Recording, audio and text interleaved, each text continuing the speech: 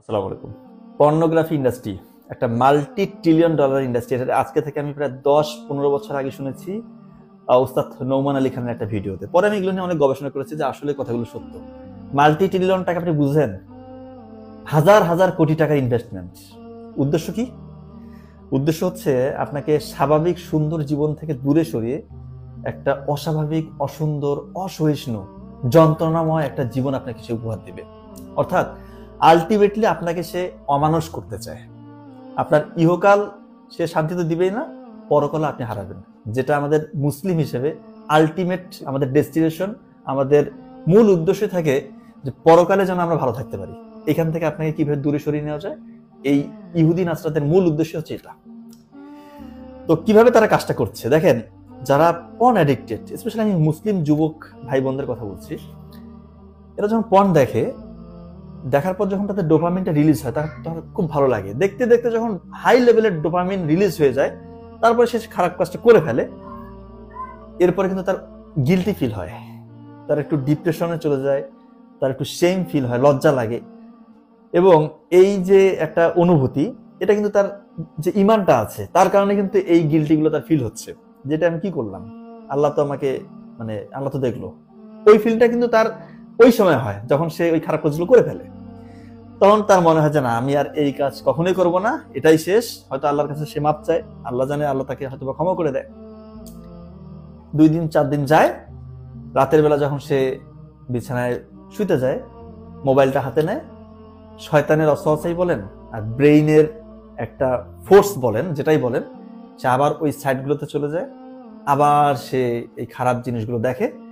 দেখার পরে ব্রেন তো একটু আনন্দ পায়, কারণ এই যে তার খারাপ লাগাগুলো, এই খারাপ লাগার অনুভূতিটা যে হয়েছিল, ওই যে খারাপ কাজটা সে 5 দিন করেছে বা 4 দিন আগে করেছে, সেই খারাপ যে অনুভূতি, তার শরীরটা তো খারাপ লাগছে যে খারাপ কাজ করেছি, এই খারাপ লাগাটাকে কাটিয়ে ওঠার জন্য সে আবার পর্ন দেখছে। আবার একটু সুখানুভূতি হচ্ছে কিছু সময়ের জন্য, আবার সে হয়তো মাস্টারবেশন করছে বা খারাপ কিছু করছে। দেখা যাচ্ছে যে তার আবার খারাপ লাগা শুরু হয়, অনেক অনুশোচনা যে কি করলাম আমি এত খারাপ কাজ করলাম, আল্লাহ তো দেখছে। আবার ওই চক্রটা শুরু হয়। শয়তান তাকে হয়তো বা কিছু সময়ের জন্য, যখন এই খারাপ কাজটা সে করে ফেলে, শয়তান দূরে চলে যায়। 1 দিন 2 দিন 4 দিন 5 দিন ম্যান টু ম্যান ভ্যারি করে, শয়তান আবার তাকে চেয়ে বসে আবার এই কাজটা করে। তো এভাবেই কিন্তু তারা চায় যে মুসলিম যুব সমাজরা যেন এই চক্রের মধ্যে থেকে বের হতে না পারে।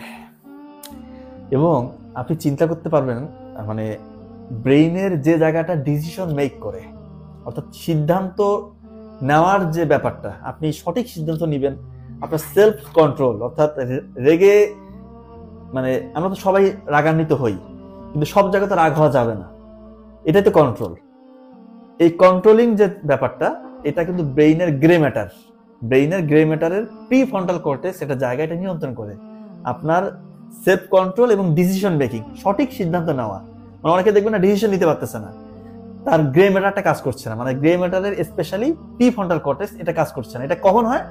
যারা ওভার ড্রাগ অ্যাডিক্টেড, স্পেশালি পর্নোগ্রাফিতে যাদের অ্যাডিক্টেড, একেবারে গবেষণা থেকে দেখা যাচ্ছে যে তাদের এই প্রিফ্রন্টাল কর্টেক্সের কার্যক্ষমতা একেবারেই কমে যায়।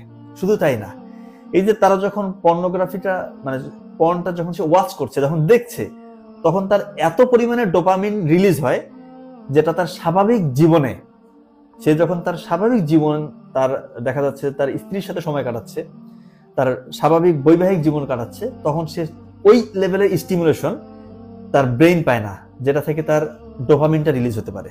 ডোপামিনের কাজটা কি আমরা জানি যে ডোপামিন হচ্ছে প্লেজার হরমোন, আপনাকে সুখানুভূতি দিবে। তো এই মোবাইলের পর্নোগ্রাফিতে যে লেভেলের স্টিমুলেশন, যে লেভেলের ভিজুয়ালাইজেশন ওখানে দেখানো হয়, এটা তো ভাই স্বাভাবিক জীবনে সম্ভব না। ওইখানে তো যে লেভেলের ক্যামেরা যেগুলো ইউজ করে, এগুলো তো আপনি স্বাভাবিক জীবনে পাবেন না, এটাই স্বাভাবিক। যারা ওই চক্রে পড়ে গিয়েছে, তারা স্বাভাবিক জীবনে মজাই পাবে না, এবং তাদের ব্রেইন স্টিমুলেশনই দিতে পারবে না ওই লেভেলের। তার ডোপামিন কোথা থেকে রিলিজ হবে? তার কোনো আনন্দই পাবে না, তার স্বাভাবিক জীবনে সে কোনো আনন্দ পাবে না, উপভোগ কি করতে পারবে না সে। এবং পর্ন ইনডিউসড ইরেকটাইল ডিসফাংশন বলে একটা কথা আছে। যারা দীর্ঘদিন এরকম পর্ন দেখেছে, দেখার পরে মাস্টারবেশন করে, তাদের দেখা যায় স্বাভাবিক যে ইরেকশন ছেলেদের হয় সেটা হয় না, এবং প্রিম্যাচুর ইজাকুলেশন, তাদের দ্রুত বীর্যপাত হয়ে যায়। এগুলো আমি আজকে ওপেন কথা বলছি, কারণ এটা বলতেই হবে, কারণ যারা দীর্ঘদিন পর্নে আসক্ত, তাদের ডেফিনেটলি এই সমস্যাগুলো তাদের হবে। এবং তারা দেখবেন ইরিটেবিলিটি, মানে অসহিষ্ণু, অধৈর্য, মানে ছোটাছুটি করছে, তাদের পড়ালেখায় মনোযোগ নাই। এবং মনোযোগ কোথায় থেকে থাকবে? কনসেন্ট্রেশন দেওয়ার যে ব্যাপারটা, ব্রেইনে যে জায়গাটা কনসেন্ট্রেশন ধরে রাখে, ওইটা তো আপনি খেয়ে ফেলছেন। এবং মনে রাখার যে ব্যাপার, এটা তো নাই হয়ে যাবে। মানে আপনি, কারণ আমি মনে করতে পারবেন না, আপনার কিছুদিন পরে মনে হবে যে গতকালকে কি এখানে গিয়েছিলাম, মানে ডাউট। আর পড়ালেখার কথা তো বাদ দিলাম, এগুলো তো মনে রাখা সম্ভবই না। আপনার কিছু ফ্রেন্ডের নামে আপনি মনে করতে পারবেন না, এটাই স্বাভাবিক। মানে আপনাকে একটা জাস্ট প্রাণী করে দিবে, মানে পশু প্রাণীর মতো আপনার দেখবেন যে আপনার লাইফ হয়ে গেছে একটা পশু প্রাণীর মতো। আপনি জাস্ট বেঁচে আছেন, খাওয়া দাওয়া করতেছেন, রাতের বেলা পর্ন দেখতেছেন, এরপরে ঘুমাচ্ছেন। কিসের কি, কোনো কাজের প্রতি আপনার মানে আগ্রহ আসবে না, ক্লান্তি বোধ, মাথা ঘুরবে, মাথা ভার হয়ে যাবে। বাবা মার সাথে দেখবেন যে খারাপ বিহেভ করবে, মেজাজ খিটখিটে, কোনো পরিশ্রম করবেন না, লেখাপড়া করবেন না, যারা চাকরি করে চাকরিতে মনোযোগ নেই, মানে কোনো কিছুতেই আপনি আগ্রহ পাবেন না। আগ্রহ শুধু এই খারাপ জিনিসই তখন পাবেন, রাতের বেলা মোবাইল দেখার সময়। তখন একটু আপনার সুখানুভূতি হবে, একটা জোশ ফিরে আসবে, ব্রেইন থেকে তখন ওই ডোপামিনটা রিলিজ হয়। আবার যখন ওই খারাপ কাজগুলো করলেন, আবার আপনার গিল্টি ফিল হবে। তা আপনি কি এই চক্রের মধ্যে থাকতে চান? আপনি কি মানুষ হইতে চান না, নাকি এই প্রাণী হয়ে আপনি মৃত্যুবরণ করবেন? ইহকাল তো হারাবেন, পরকালের ব্যাপার আল্লাহই ভালো জানে। এইভাবে যদি আপনার মৃত্যুবরণ আল্লাহ না করে হয়, আমি জানি না আপনার পরকালটা কেমন হবে, মানে এটা আমি তো বলতে পারি না। তবে মনে হয় না খুব একটা ভালো হওয়ার চান্স আছে যদি আপনি এই চক্রের মধ্যে থেকেই আপনি মৃত্যুবরণ করেন। তো এই ভিডিওটা আমি এখন করছি কারণ হচ্ছে কিভাবে আপনি মুক্তি পেতে পারেন এর উদ্দেশ্যে। কারণ সামনে মাহে রমজান মাস, একটা সুবর্ণ সুযোগ, যদি আপনি বেঁচে থাকেন, আমরা বেঁচে থাকি, আল্লাহ তাআলা আমাদেরকে দিচ্ছে। তো এই রমজান মাসে সংযমের মাস, শুধু রমজান না, সকল সময় আমাদের প্রতিটা মুহূর্তে সংযমের পরিচয় দেওয়া উচিত। কিন্তু প্র্যাকটিক্যালি রমজান মাসে দেখেছি যেহেতু শয়তানকে মানে আবদ্ধ করে রাখা হয়, অনেক দেখা যায় যে খারাপ মানে কাজের প্রবণতাগুলো অটোমেটিক কমে যায়। এটা মানে প্র্যাকটিক্যালি আপনি বুঝতে পারেন, রমজান মাস আসলেই দেখবেন যে অনেক খারাপ কাজের মানে প্রবণতা অটোমেটিক কমে যাবে। তো এই সুযোগটা কাজে লাগাতে হবে। রমজান মাসে দয়া করে মোবাইলের ডিভাইস, কোন রকমের বাজে ডিভাইসের মধ্যে আপনি আবদ্ধ হবেন না। আপনি রমজান মাসে মানে রমজান রাখবেন। এবং অনেকে দেখি রমজান মাসে রমজানটা কাটায় এইভাবে যে সে দিনের বেলা মোবাইলে নাটক, সিনেমা, মুভি দেখে তার দিন পার করছে। এটা করা যাবে না। তাহলে তো আপনি রমজানের যে বরকতটা, এটা তো পাইলেন না। আপনার চোখের দৃষ্টি তো আপনি হেফাজত করতে পারলেন না। রমজান কি শুধু ওই যে উপবাস, এটা তো না। আপনার জিহ্বার হেফাজত করতে হবে, চোখের হেফাজত করতে হবে, আপনার মানে কানের হেফাজত, সবকিছুর আপনার হেফাজত করতে হবে। এবং তখনই তো আপনার আলটিমেট রোজার যে মানে হচ্ছে যে সিয়ামের মানে কি বলে এটাকে মানে রোজার যে সোয়াবটা, এটা তো তখন আপনি পাবেন। আর একটা বিষয় বলি যে ইফতারের পরে আপনার একটু হচ্ছে চেষ্টা করবেন ধর্মীয় বইগুলো পড়ার। এরপরে ইশার সালাতের পর তারাবি পড়ে এসে কিছু হালকা খেয়ে ঘুমিয়ে যাবেন। এবং সেহরির পরে আপনি কোরআন, হাদিস এগুলো নিয়ে পড়তে পারেন। আপনার যে ডেইলি পড়ালেখাগুলো আছে, স্টুডেন্ট হয়ে থাকলে এগুলো পড়বেন। মানে একটা ভালো চক্রের মধ্যে আপনি থাকার চেষ্টা করবেন। এবং চেষ্টা করবেন যে, এবং মন স্থির করেন, আজকে মন স্থির করেন যে ইনশাআল্লাহ আজকের পর থেকে তো নাই। এবং রমজান মাস শুরু হওয়ার পরে আপনি মোবাইলে একটা বাজে ছবিও দেখবেন না। মানে নাটক, সিনেমা তো দূরের কথা, একটা বাজে ছবির দিকে আপনার চোখ গেলে চোখটা আপনি সরিয়ে নেবেন। এভাবে ধীরে ধীরে যখন ব্রেইন কিন্তু মারাত্মক, নিউরোপ্লাস্টিসিটি একটা কথা আছে, নিউরোপ্লাস্টিসিটি বলে একটা কথা আছে। ব্রেইন একটা জিনিস বারবার যখন করে তখন সেটাতে সে অভ্যস্ত হয়ে যায় এবং তখন তার ওই কাজটা করতে ভালো লাগে। এই যে যারা পর্নোগ্রাফিতে অ্যাডিক্টেড হয়েছে, তার মানে সে কি ছোটবেলা থেকে পর্ন অ্যাডিক্টেড ছিল? কখনোই না। কোনো একভাবে তাকে কোনো শয়তানের অসহায় পরে, ফ্রেন্ডের চক্রে পরে সে এইটাতে আবদ্ধ হওয়ার পরে সেখান থেকে বের হতে পারছে না। তো রমজান মাসে যখন আপনি ভালো কাজগুলো করবেন, তখন রমজানের শেষেও দেখবেন ইনশাআল্লাহ ভালো কাজগুলো করতে আপনার ভালো লাগবে। ডেফিনেটলি বলছি ভাই, প্রথমে কয়েকদিন কষ্ট হবে, যখন ভালো কাজের মজাটা আপনি পেয়ে যাবেন, এটা যে কতটা মজার, আহা, আল্লাহর সাথে যদি সম্পর্ক আপনার বিল্ড আপ ওইভাবে হয়ে যায়, এটা যে কত মজার, এরকম মজার কোনো কিছু হতে পারে না।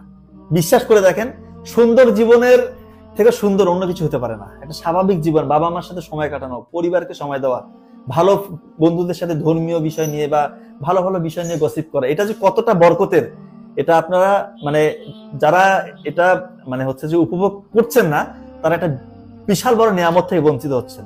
সত্যি বলছি, যে লাইফটা আপনি লিড করছেন, বেশিরভাগ মানুষ এই যে মোবাইলের নাটক, সিনেমা, কিসের নাটক, সিনেমা, এরা ভণ্ড, এরা সত্যি বলছে এরা ভণ্ড। এদের মতো ভণ্ড কেউ নাই। এরা আপনার ইহকাল পরকাল দুটাই খোয়ে দিতে চায়, ধ্বংস করতে চায়। এরা কি আপনার বন্ধু হইতে পারে? আর এরা হচ্ছে আপনার আইডল। কিভাবে হয়, কিভাবে আমার মাথায় আসে না। কত ভালো ভালো বই আছে, আমার কাছে তো সামান্য কিছু বই, অনেক বড় বড় মানে স্কলারদেরকে দেখেছি, মানে বইয়ের সমাহার, তারা বই পড়ে, ভালো ভালো বই পড়বেন, তারা আপনাকে কিছু দিবে, এবং প্রত্যেকটা বই থেকে কিছু না কিছু নেওয়ার চেষ্টা করবেন। আপনার যখনই কোনো ভালো কিছু উপদেশ পান, বই থেকে হোক, কোনো ভালো মানুষের কাছ থেকে হোক, শুনে হোক, সেটা আপনি নিজের জীবনে আয়ত্ত করে ওইভাবে জীবন মানে চালানোর চেষ্টা করবেন। তো আমি অনেক কথা বলে ফেলেছি। আমার মূল উদ্দেশ্য ছিল যে পর্নোগ্রাফি আপনাকে কিছুই দিবে না, শুধু আপনাকে ধ্বংস করবে, এখান থেকে বেরিয়ে আসতে হবে। এবং আমার মনে হয় যে কথাগুলো বলেছি একটা কথাও মিথ্যা বলে নেই, প্রত্যেকটা কথাই একদম প্র্যাকটিক্যাল।